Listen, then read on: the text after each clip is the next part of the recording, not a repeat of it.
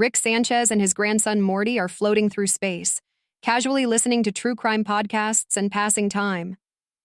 Things take a turn when Rick spots an abandoned spaceship carrying aliens in cryosleep, basically frozen in time as they escape a destroyed planet. Rick notices the ship contains a rare power source called a hypercore, locked away in a secure vault. Seeing a chance to steal it without waking anyone, Rick wants to grab it and leave. Morty feels uneasy, worried that messing with the ship could hurt the sleeping aliens. As usual, nothing goes to plan. Morty tries to stop Rick, but accidentally sets off the ship's defenses. The explosion wakes the aliens, and chaos breaks loose. To stay hidden, Rick and Morty disguise themselves as aliens by faking their ears and stealing two passengers' identities: Jimmy, a spoiled rich kid, and Guffy, an old janitor. The aliens don't realize the switch and place Rick and Morty into their strict class-based society. Rick ends up in luxury, and Morty is thrown into the ship's lower levels with the poor workers. Rick enjoys being pampered by Jimmy's parents, Doug and Karen, who think cryosleep aged their son. He goes along with it, knowing a special manhood ceremony will give him a key to the vault.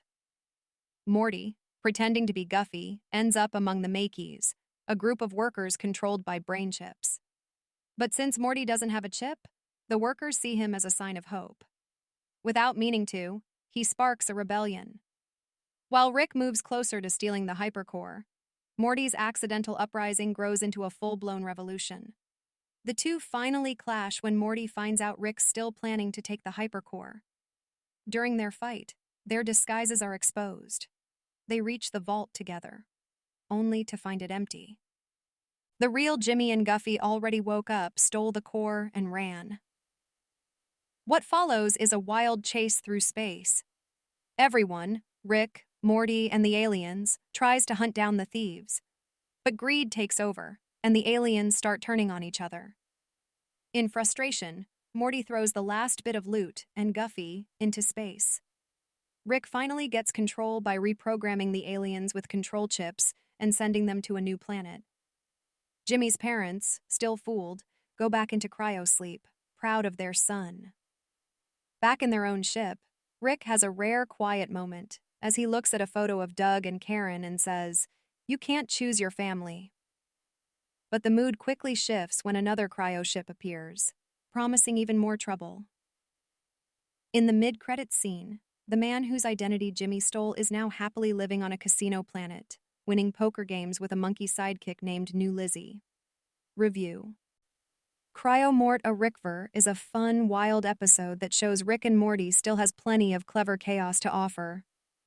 The story mixes sci-fi action with smart social commentary about class, privilege, and rebellion. Rick pretends to be a rich kid to get what he wants, while Morty accidentally becomes a symbol of hope for the poor.